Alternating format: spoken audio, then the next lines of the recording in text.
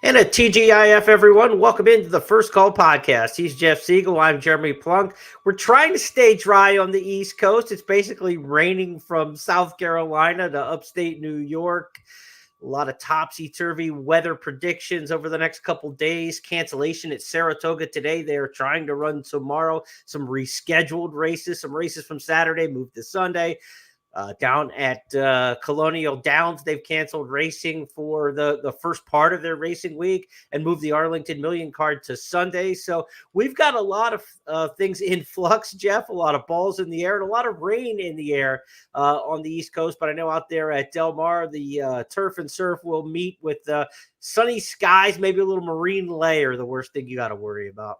Yeah, we'll deal with it. I mean, that's a hardship, dealing with that marine layer, and the lack of rain. But no, I feel for the people back east because, everybody. I mean, wherever you are, if it's raining, it seems like it never stops, and it's really playing havoc with the racing, with cancellations and races being put back a week or two, or races being carted on 2 different days, figuring out which day will be better. We don't even know that. And then horses cross-centered everywhere. So it makes for a difficult handicapping challenge, at least until such time as we know who's running where. But we'll give it our best. Some really good races, which is kind of too bad. I mean, this is one weekend where you're going to get top turf racing. You just have to hope that the weather cooperates, and it seems more often than not it doesn't. But we'll deal with what we can and go over some of these races and look forward to them. Here's the weather forecast for Saratoga. Rain's supposed to continue tonight through about 10 o'clock Eastern. And then, for Saturday, weather looks good for Saturday. Sunday, a chance of showers, but a better part of the week to come for sure at Saratoga. At Colonial, the rain continues today and is supposed to taper off. Saturday and Sunday, just a 20-25% chance of rain each day. So we're looking good for Sunday at Colonial Downs now. High temps in the 80s there in the Richmond, Virginia area at New Kent at Colonial Downs. So that's all the weather we're going to talk about for the beginning of the show. It's going to come up as we talk about some of these races, maybe an off-the-turf scenario or something like that as we handicap. But we want to talk horse racing now. So here is our schedule of races. Jeff and I will handicap over the next 30 minutes or so for the benefit of those of you watching on YouTube or on X. Be sure to retweet this out, post some comments if you will, like it on YouTube. Be sure to help us build the audience. For those of you listening on our traditional audio podcast channels, here are the 8 races Jeff and I have lined up. At Saratoga on Saturday, we will handicap the Saratoga Special, the Troy, and the Galway. Those final 2 races, turf sprints. So fingers crossed there in terms of grass course conditions. On Saturday at Del Mar, we'll handicap the Sorrento for the 2-year-old fillies and the Yellow Ribbon in the filly and mare turf division. To Sunday, we go then for the rescheduled Grade 1 duo at Saratoga, the Fourstar Dave and the Saratoga Derby Invitational. Announced yesterday that they will run these races on Sunday at the end of the card. That will not impact the multi-race wagers on Sunday. They'll be run as 2 separate events, the Fourstar Dave and the Saratoga Derby. And then Sunday at Colonial Downs, the rescheduled Arlington Million, originally slated for Saturday, pushed back on Wednesday by good early call from the Colonial Downs team there. Arlington Million coming up on Sunday. If you like to play handicapping tournaments, big weekend. We've got a couple qualifiers for you at Del Mar this weekend. We've got week 4, the Fun in the Sun handicapping tournament from Saratoga and Del Mar, and also the $300 Made in Minnesota Challenge big stakes night at Canterbury Park coming up on Saturday. You can play that tournament at expressbet.com. Be sure to go to expressbet.com/tournaments and check out the full slate of action. One note about that Fun in the Sun handicapping tournament: each week it's the final 5 races on the card at Saratoga, the first 5 races on the card at Del Mar. That means with the cancellations this week, it'll be races 7, 8, 9, 11, and 12 at Saratoga. 7, 8, 9, 11, 12. Final 5 races that they're going to run on the Saturday card at Saratoga. That's part of the Fun in the Sun handicapping tournament. Progressive jackpot for the final table on Labor Day is now $12,887 with $10,000 seated from ExpressBet. So the final table, the group's starting to build in that Fun in the Sun handicapping tournament. We are 3 of the 7 qualifying weeks in, so 15 of the seats have been secured. 20 seats remain to qualify for that $12,000 plus tournament right now. And congratulations last week, Stephen Jones, winner of week number 3 in Fun in the Sun. All right, Jeff, we're going to have some fun in sun at Saratoga. It's going to be sunny on Saturday. That's what we're hoping for. The Saratoga Special kicks off our stakes handicapping. It's race number 8 on the card Saturday at the Spa, grade 2. You know, it's 6.5 furlongs. It's early in the year as 2-year-olds go here in early August. But this race has a lot of history, we know, going back. But even in recent history, not only do you get some great sprinters like Henny Hughes, Jackie's Warrior win this race, but we've seen classic winners win this race like Union Rags and Exaggerator in recent years. So this truly can be a series for sprinters and horses who go on to some classic aspirations. So let's talk Saratoga Special on Saturday. I think this is a pretty good race for sure, but when you handicap 6.5 for 2-year-olds at this time of the year, it's kind of a breaking point for some of these. Some of these are very quick. They can look great going 5, 5.5, even maybe 6, but 6.5, you better be a pretty mature and seasoned colt if it's possible. And that's why I was looking at number 9, Keep It Easy, as my top selection. Now, again, this is a race that needs to be handicapped by projection because some of these aren't going to be at their best at this trip. I think Keep It Easy, though, will be. In fact, he's a colt by Hard Spun and out of a mare by English Channel. Should be a miler and should be a grass horse. But after being given a race in his debut at Churchill, he came back and produced a significant forward move. I would say improving your buyer number by 33 points qualifies as significant. And he had speed. He faded in his first start, much, much stronger. He's a big, good-looking, strong, powerful colt. Actually looks more like a dirt horse than a turf horse. And from where he's drawn on the outside in the 9-hole, out 9 of 9, he's got a chance to kind of, I don't know, measure the race. Go if you have to, or sit outside in the clear, move when you want to move. He's 4-1 in the morning line, and based on what I saw at Churchill, I think he's got a chance to step forward again and then maybe come right back and win again. For everyone who complains, they knew when a horse breaks his maiden impressively. They didn't know about Keep It Easy. 23-1 when he won this one, second time out for Dale Romans. And is sneaking through underneath as they roll off the turn. Keep It Easy puts away Sandman. 3-length lead heading for the 8th pole. Tap into this, comes off the rail, up into second. Normandy Coast is racing third. Final furlong now. Keep It Easy clear by 3.5. Tap into this, chasing Keep It Easy past a 16th pole, and Keep It Easy wins by 3. Tap into this was second. Voodoo Daddy $435,000 purchase, most expensive colt in the field for the Saratoga Special. Let's go to the Troy Stakes. It'll be next up on the card. Races 8 and 9, stakes back-to-back Saturday at the Spa. Race number 9, the Troy, grade 2, $300,000, 5.5 furlong turf sprint. And again, with the rains that we've had during the course of this week, they moved the long races on the turf, off the turf to Saturday to Sunday. I think they're going to do everything they can to keep these on the grass, Jeff. Let's assume that they are grass races. Does it run through Cogburn? We talked about this horse last week because the Troy was supposed to be a week ago, moved back a week, but if he maintains his form from what we've seen in the last 2, you'd have to think it doesn't matter which week they run him. Not only that, but even if it is wet, which it will be, I just hope they leave it on the turf or find that it's usable. Cogburn won't be disadvantaged, I don't think, by whatever ground he's going to run against. And, of course, in the Jaipur last time out, he ran the fastest 5.5 in the history of racing that we know of, going 59-4, and did that on obviously firm ground. But before that, in the turf sprint at Churchill over well, they called it good. I thought it was a little bit slower than that, but maybe not. Anyway, he handled that just fine. So he's run 2 types of races in a row now, 2 winning grass sprints, both of which would be good enough to win the Breeders' Cup turf sprint. And that's the kind of form he's in. I was curious as to why Steve would be running him. Steve Asmussen running in this, race grade 2. It's just maybe he needs to run. Most trainers would have put him away and then just gear him up again for the fall. But Steve Asmussen decides he'd rather keep him in his present form, which is running him. I hope everything works out for him over the soggy ground he's certainly going to have to deal with. But he is so good right now. That tells me that he's doing good. There's no way they would be running him unless they thought he needed to run, and so I think he will. He's obviously not a gamble at 1-2 in the morning line, but Cogburn, he's an exciting horse. He's going to be, based on what we saw in his last 2 races, a favorite for the Breeders' Cup Sprint, and he should go about his business and beat this field.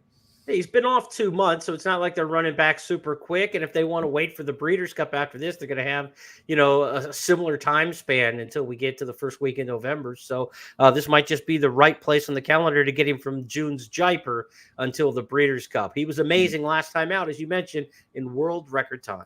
8 lengths to make up, rounding the far turn. In front of No Name Mets, Mischief Magic. They went 21-1 for the opening quarter, and Thin White Duke is at the back of the field. They have to catch Cogburn, who turns for home loaded with a 3-length advantage. He's running powerfully.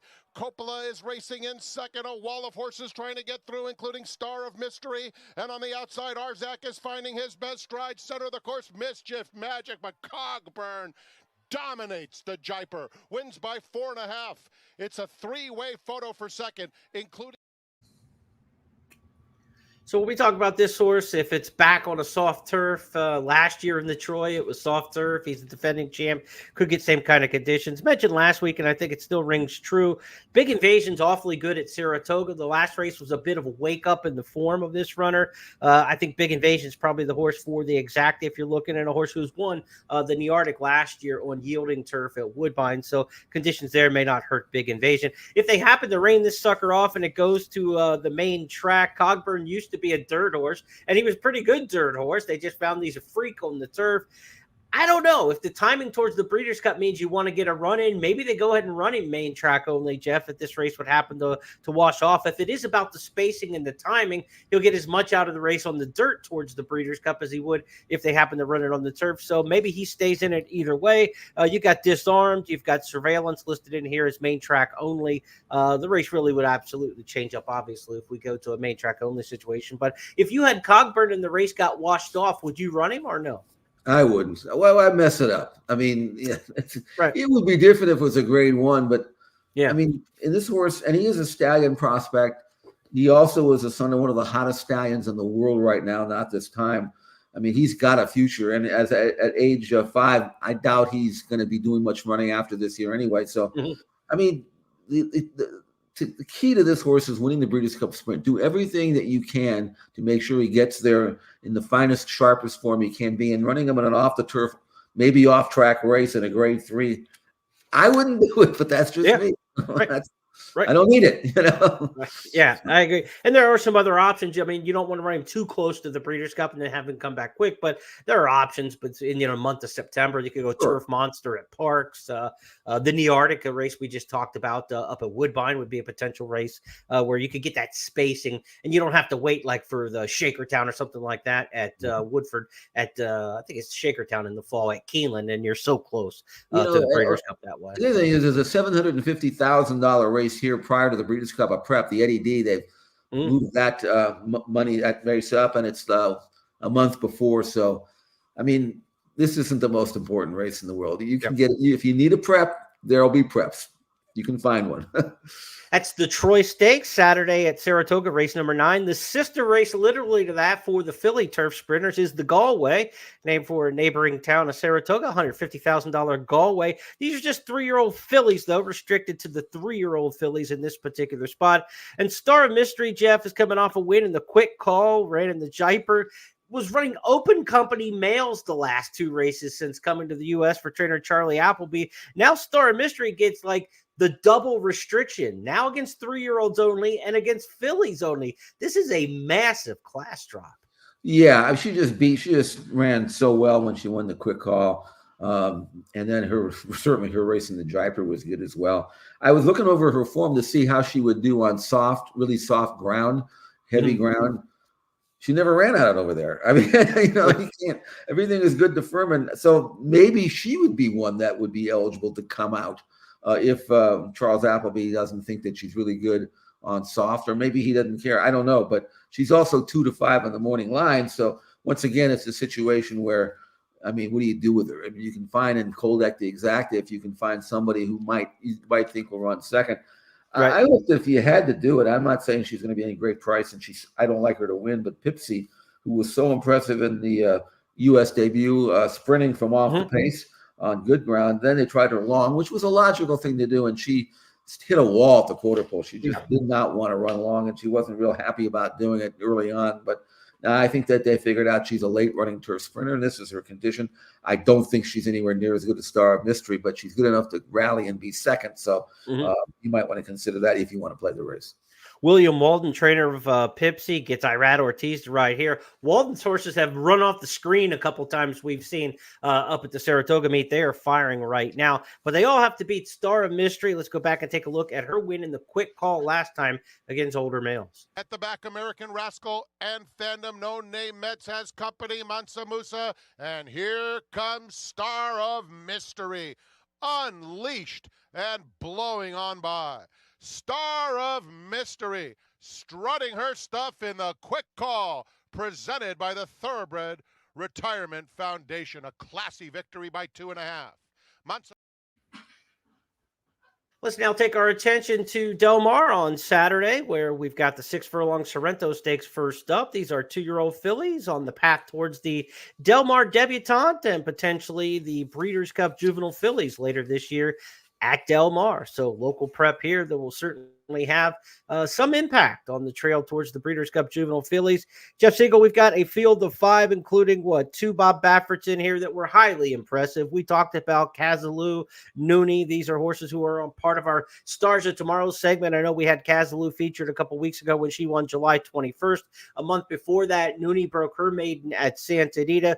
2 big Bafferts in here. Obviously, you got Vodka with a Twist for Phil D'Amato, who won the debutante on the road at Churchill Downs. In fact, this horse has run 3 times, all in Kentucky. Will be the first West Coast swing since coming to the Phil D'Amato barn. White Sands in this race beat the boys last time out for trainer Wesley Ward by 13 lengths in the Prairie Gold Juvenile. So just a field of 5, but there's a little meat on the bone in this race. This is a pretty good one. Yeah, I mean, White Sands, I watched both of her races, and she looked like a ruffian, but then you realize she's running against horses probably worth about 20. So she's coming up through the ranks, but I'm not even sure she's running because she was entered back on Sunday against the boys. And I would say that from where she's drawn, I would run her. But Nooney is better than anything that she'd have to run against tomorrow, I think. So we'll see if what Wesley Ward decides to do. And of course, Bob's got 2 really good prospects in Nooney and Kazaloo. I mean, you know, they're both speed horses. You'd hate to run against each other in a race like this and have them both duel each other into defeat, because I'm not so sure which is quicker, the 2. But I think if I had to say, and I'm thinking that you know, Juan Hernandez is saying it for me, of the 2, Nooney is the better of the 2. Right. He rode them both and opts for Nooney. And if you get a chance, you know, you might want to check out her recent workouts. She looks unbelievably spectacular, Nooney, but she was spectacular in her maiden win as well.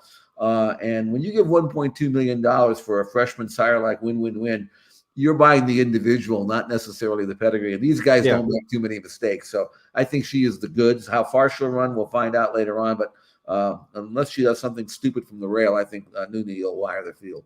Yeah, and her pedigree doesn't suggest that she's not going to be a Breeders' Cup Juvenile filly prospect. Win, won around 2 turns. She's out of a Union Rags mare, so we'll see how far she can go. But she was certainly fleet on her feet at the Ocala sale, and even fleeter in her career debut. And Nooney running away from the competition. She's in front by 7 lengths and putting on a show. Juan Hernandez looks back and he realizes this is lights out. Nooney won it right out of the gate. And here she comes through the stretch. Welcome to the racing world, Nooney. She wins by 10 lengths in a gallop. She's my flame. Lee's baby girl. So, Jeff, what's interesting, I think, about this race, the Sorrento, is there are 7 victories on paper from this field of 5. All 7 of them wire to wire. Something's got to give. It's going to be a fun race to watch over 6 furlongs. Again, as they prep towards that 7/8 of a mile Del Mar debutante coming up. I tell you what, Jeremy, I wouldn't want to be messing with her at this stage of the career. You've got whoever you have, you got a nice filly. You don't need to run against Nooney. Find somebody a little easier, you know. And and she, like I say, she's worked just unbelievably since that race. She's a powerful, strong filly. Not exactly fully extended, I would say. She was under wraps from the 3/16 pole of the wire, which is why if you're trying to evaluate these 2-year-olds, you better watch the races, because she earned a 78 buyer. I do not think that is her maximum number. I think she can do better. Let's move now to Del Mar's 8th race on Saturday. Feature race on the card, the Grade 2 Yellow Ribbon. This is a $200,000 race in the Breeders' Cup Filly and Mare Turf Division. A mile and a 16th here. You would say maybe these fillies would stretch out to the Filly and Mare Turf or cut back to the mile. Could go either direction with some of these when we talk about Breeders' Cup implications. Trainer Phil D'Amato's got 3 of the 6 entries in the box, but what a strange meet it's been for Phil D'Amato at Del Mar, Jeff. I was looking at the BetMix database. 45 starters on the turf coming into this week's racing. 4 wins for Phil D'Amato. 4 for 45 on the turf. I mean, that's his game. That's his MO, and he's got half the field in here. So I don't know. I mean, does it turn around for Phil D'Amato, or does he, continue to search for the right feel on the grass? I got an observation about that. Thinking about this, and I didn't know the exact stats, but Phil made his mark with turf horses from Europe. He was buying these cheaper horses, and everybody said, including me, boy, this guy's a genius. He's the West Coast Chad Brown, So he had all these horses that were offered to him and given to him, and now he's got a lot of turf horses, but not very good. They just aren't. It's not that he's forgetting how to train. He just accepted these grass horses from Europe. They were kind of cheap, most of them, and now he's a victim of his own success, and he's got to run 2 or 3 against each other, or sometimes just to get races into him. So he's going to pile up a lot of losses because he can only win one of them.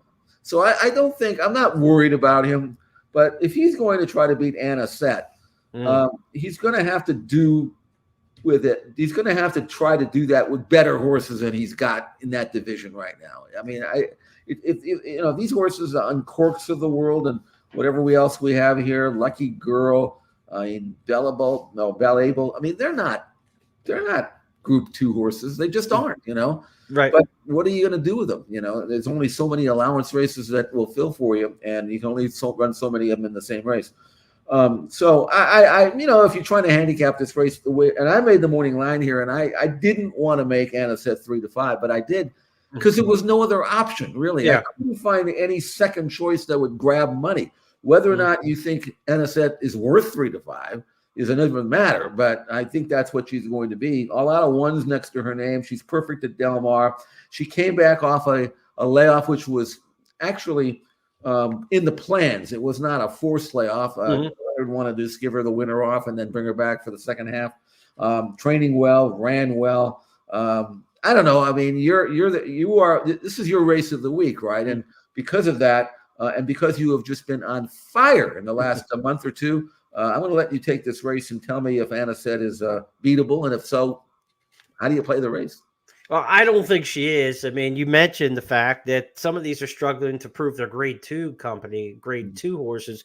She's the multiple Grade 1 winner, the Gamely, the Del Mar Oak. She's the best of the West, no question, especially when you talk about these kind of distances, mile and a 16th, mile and an 8th, even up to a mile and a quarter. She's awfully, awfully good. I don't think she gets touched in here. Umberto Rispoli's won this race on the favorite the last 2 years in a row, probably be 3 in a row here. And Rispoli's riding 25% on the turf at the current meet. So we talked about Phil D'Amato's struggles. He's got 3 in here. Rispoli's riding the turf exceptionally well. He rides for Leonard Powell in this particular spot. And Anisette just doesn't miss, Jeff. She's 9 in a row in the exacta. And, the rest of these horses, if you look at their Del Mar records, are 1 for 13 at Del Mar. She's 2 for 2 over the track at Del Mar. So I think she's just going to stand out in this particular spot. How do we make any money off of it? It's the race of the week because of all the uncertain weather around the country. We went west thinking that we could find something safe out there. But just like we did in the West Virginia Derby last week, there was a big favorite in that spot with Dragoon Guard and not the largest field size. You got to connect on the exacta. You got to limit your combinations and see if you can't hit something in here. I think Bella Bell's the most logical horse for the exacta because there's not much space in this race at all. She's going to go to the front under Kazushi Kimura and try to take him as far as she can. She was second in the Del Mar Oaks, won the San Clemente back in 2022 over this racetrack. So, she likes it at Del Mar. We talked about some of the struggles at Del Mar amongst the other horses in here. It looks to me like, she's a miler. A mile and a 16th is going to be the big question with Bella Bell. All 4 of her career wins have come at the mile distance. So I think she sets the pace, but I think she succumbs to Anisette. The other one in here I thought who was kind of interesting, and we talk about this a couple times in various races that we've handicapped, but I like the form cycle for Ever Smart. We call it an old school form cycle. And when you get a trainer like Neil Drysdale and you add old school to it, it just makes sense. But this is sprint the route second off the layoff, right? The old school trainers would bring a horse off a long layoff, run them shorter than their best, and then have them ready for the second time out. Ever Smart didn't run great in the Daisy Cutter at Del Mar, but she ran decent enough, close some ground. She wasn't supposed to be any good at 5 furlongs. Now she gets 2 turns. So I think Ever Smart with Mike Smith aboard could be the other half of the exact. I'll take Anisette over Bella Bell and over Ever Smart. Keep the combinations low. Try to hammer both those combinations and see if you can't get out of there with a little bit of a profit. I don't think it's a huge profit race, but if you're going to score in this race, I'd look 2-5, 2-6. Makes sense to me. All right, we'll switch gears then and go to Saratoga on Sunday. These are rescheduled races, originally carded for Saturday this week and now moved to Sunday. The Fourstar Dave and the Saratoga Derby Invitational will be run at the end of the card on Sunday. So at Saratoga, the Fourstar Dave on Sunday will be race 10 on your program. So let's talk about that race now. Master of the Seas is a scratch in there for Charlie Appleby, looking for last year's Breeders' Cup Mile winner. Maybe the Woodbine Mile might be the first race back this year after skipping this race at Saratoga over the weekend. Fear not for Appleby. He also has Ottoman Fleet in here, a winner of the Wise Dan and the Arlington in his last 2 starts. You got Carl Spackler in here for Chad Brown, a horse who a lot of folks have thought might be grade 1 quality. He's going to get his first grade 1 attempt of his career, coming off a win last time out in the Kelso Stakes. But I know you've got your eye on one who hasn't been around at the racetrack very long. More Than Looks was so impressive at the end of last year for Cherie DeVoe. What do you think of his chances coming back here in the seasonal debut? He was starting to get really good, as you mentioned, More Than Looks last year. He started off and it looked like it was going to be a nice horse, but nothing spectacular. He kind of started getting good, though, back in the summer. He won the Manila, 3rd in the Hall of Fame. A very nice win after that at Churchill in the Jefferson Cup. And then I thought they were really reaching for the stars in the Breeders' Cup Mile. And he went from 13th to 6th in the final 1/8 of a mile, only got beat 2 lengths by Master of the Season. Right at that time, I thought he was really ready to pounce, but they put him away. He is trained really well for his comeback. I don't know whether this is the race that they would like to win, but off the bench. But he is a grade 1. It's got a lot of money on the pool. I don't think Cherie's giving him a race or anything like that. And the way he's been training, if he can pick up where he left off last year, now as a 4-year-old, there's no reason why he can't run with these horses, because on pure numbers, he's right there, or at least he was last year at the end of his campaign.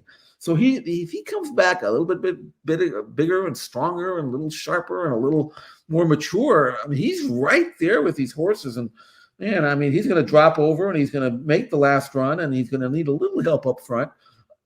Who knows what about soft ground? I mean, he did run on good ground for whatever that's worth. But I 7-2 in the morning line. I respect Ottoman Fleet. Very, very good horse for Appleby. The rest of these, the Carl Spacklers of the world, they're good, but not unbeatable. I'm going to try More Than Looks and hope that he's ready. And if he is, he might be a really serious miler in this division if he comes back as well as I'm thinking that he might. We're always trying to figure out in these 2-turn turf races exactly how the pace will go and if they'll just, canter all the way or if they're actually going to send. We know we have a speed horse on the rail here in Strong Quality. He's got so many ones, right? This one actually looks like it's going to lay out on paper the way that it should. Strong Quality's got speed. You got to think Ottoman Fleet's up there in the mix. Major Dude, those two kind of sit second, third. Carl Spackler somewhere towards the back. And More Than Looks might get that pace that he's looking for and might need in this spot. But this should be a good comeback race, a good tightener for him, and a horse who in the Breeders' Cup Mile division could be a factor again with a good run. All these horses, really, anybody who comes out of this race, the grade 1 Fourstar Dave, is going to be one of America's top Eastern hopefuls towards the Breeders' Cup Mile when we get out to Del Mar in the fall. So race number 10 on Sunday, again, will be the Fourstar Dave.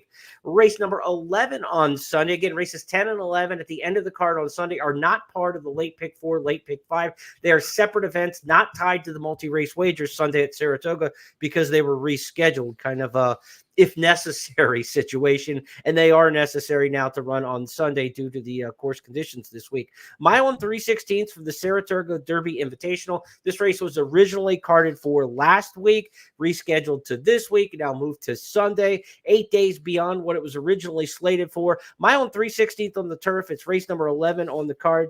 Jeff, we've got a couple horses out of the Belmont Derby coming back in this race. Royal Majesty was fourth, Legend of Time was third, and the winner that day was Trickery. Now, we don't know if Trickery is going to go here, or there are some reports that may go to Colonial for the Secretariat Stakes. But if Trickery is in this race, how do you measure up the chances of that one? And if he's not in the race, where else might you look? Well, I looked at this race top to bottom, and I couldn't throw out any horse. I mean, literally, especially when you factor in the soft ground, you don't know who's going to like it and who's not. Mm-hmm. Pace situation looks soft, especially on soft ground. Izzy Dioro will probably try to go in front, and Trickery, if he were to stay here, would actually get a great trip. I would. Yeah, think. he would get a good trip. Outside box, he'd go on a mile and 3/16. He'd kind of drop over and get a great easy stalking trip, like he seems to want to get. I might be tempted just to keep him right here, quite frankly. And if he does, he's really tough to beat. He's thoroughly genuine. He knows how to win a photo. He's got the great tactical speed. I just think that. You can outthink yourself sometimes on this, but I like Trickery if he shows up, and if not, there's not a horse in this race I could toss out. It's like almost like whose turn is it? It's kind of weird that they would run the same type of race on the same weekend for the same age group, going long on the grass. I mean, this would be a great race if they kind of combine the two. I thought, right.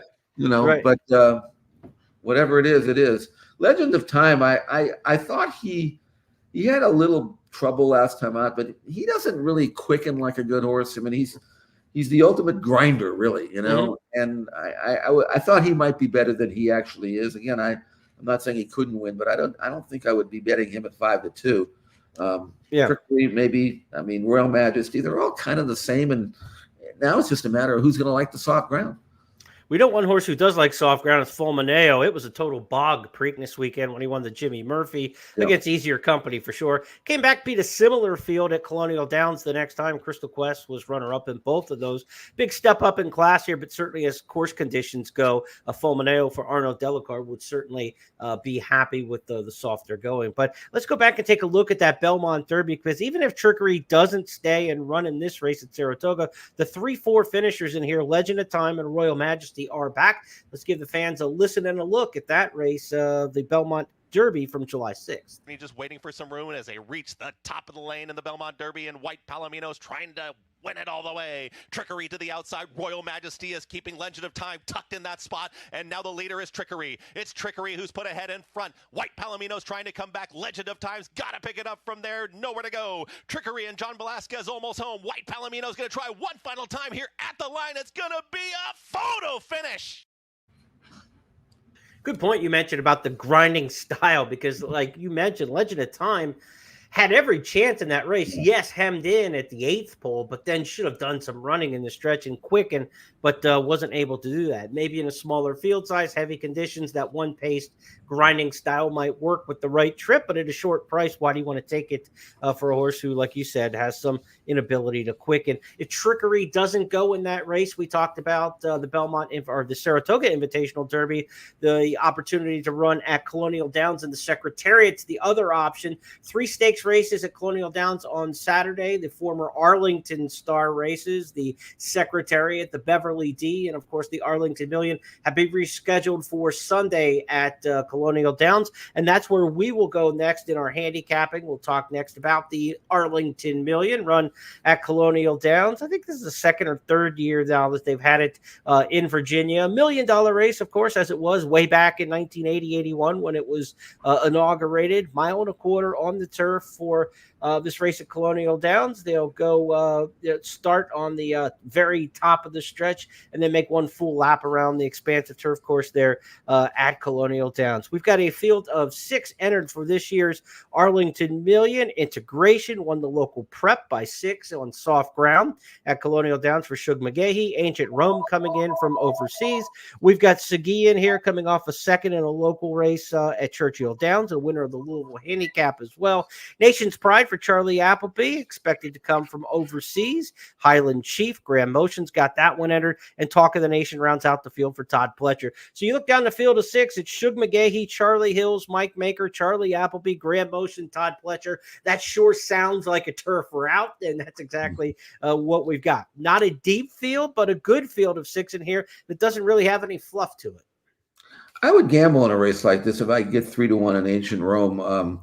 He's a nice horse, son of Warfront, American-bred horse who did all of his running overseas, and his best race. I'm looking at his time form ratings; are very strong on his best day.